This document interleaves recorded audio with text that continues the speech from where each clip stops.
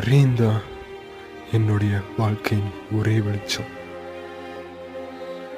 அது மட்டும் இல்லாம என்னுடைய நம்பிக்கையும் கூட.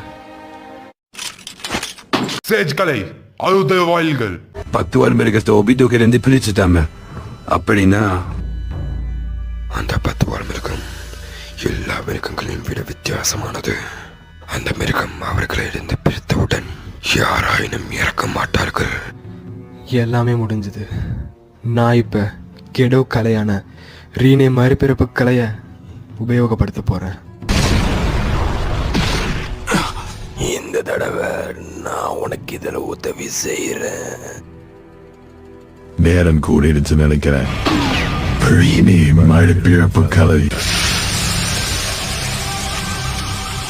அடேசியா என்னால இப்ப உண்மையா சண்டை போட முடியும்.